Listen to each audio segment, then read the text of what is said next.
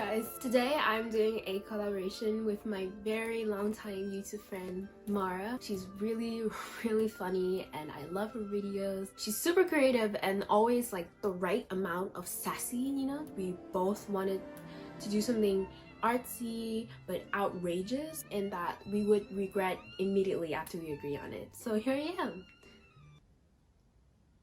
Let's get started. Hi, welcome to the voiceovers. If you can correctly guess the song that's playing in the background right now, you are a true die-hard Disney fan. So let's talk a little bit about the drawing, if you can even call it that. So when I started out, I had really high expectations, okay?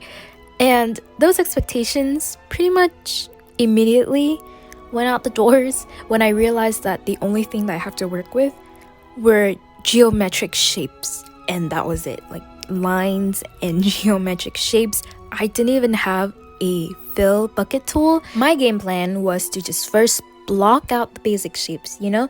So I have the height of the buildings on the right side.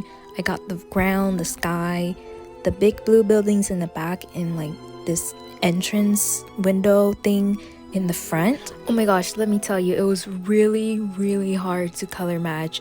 I don't know why, but I'm really bad at color matching on the computer. If I have learned anything from this experience, it's that sometimes it's good to just simplify your thoughts, you know? Pick out the basic shapes in the basic colors. Things don't have to be perfect all the time because they certainly weren't during this experience, and I just had to suck it up and deal with that. I know it doesn't seem like it, but at this point, about an hour has passed and I was really close to giving up. I was not having fun. The process was just really frustrating. I'm already really bad at perspectives, but having only unchangeable geometric shapes to work with, it was putting a strain on my morale and just sanity. Enough about myself. I want to tell you a little bit about the original painting. It is actually one of my favorites by Vincent Van Gogh. I know, I'm sorry, I don't know how to say his last name correctly. The correct Dutch pronunciation is Vincent Van Gogh. Alright, I did a little bit of research. I know, I did research on Vincent Van Gogh and just about his life in general, so I'm going to share that with you. He was born in 1853 in the Netherlands, which means he's Dutch. He loved painting sunflowers and wheat fields. I watched a movie called Loving Vincent, which is a great movie, by the way, and it says that he was very fascinated with flowers. He loved them. He thought that they were very beautiful, and he loved walking through flower fields. He had a very close relationship with his brother Theo, who was extremely supportive of him, was always supportive of his art, even though at the time he was not very rich and he was not very popular. His paintings only became valuable after his death, which is very unfortunate. Support artists when they're alive and not when they're dead, guys.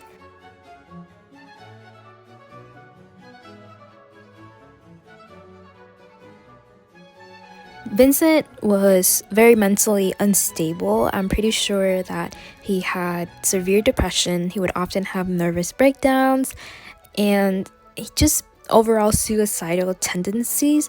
I'm sure you have heard of the story that he cut off his ear. Well, that's kind of true. He actually cut off the lobe of his ear during an intense argument with someone else. Vincent's works, like this one, which is called Cafe Terrace at Night, by the way, it's a beautiful painting. I have a huge print of it in my room.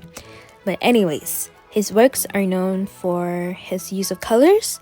I think his color choices are really unique. And the brush strokes, so all the textures. Which is why I was so devastated by the fact that I could not effectively replicate all of the textures that you can see in the original painting.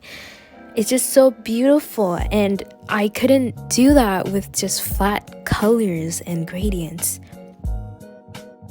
For your information, when I discovered that there was a gradient option for the colors, I went ham with it, okay? I made everything gradient.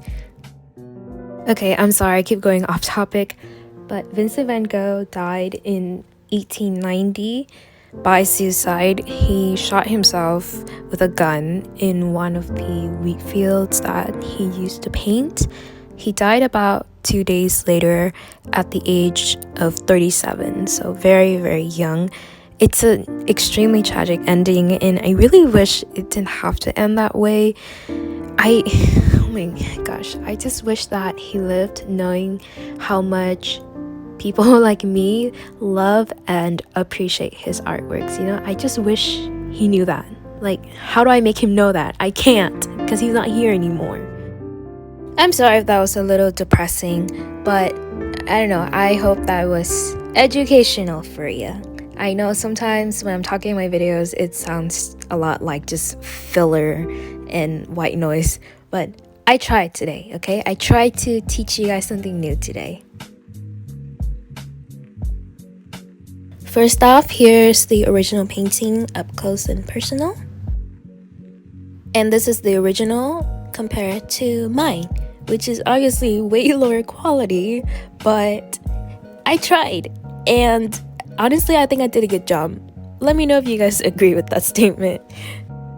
Thank you so much for watching. I really hope that you liked the video. Make sure you go check out Maare's channel. She showed me a sneak peek of her paintings.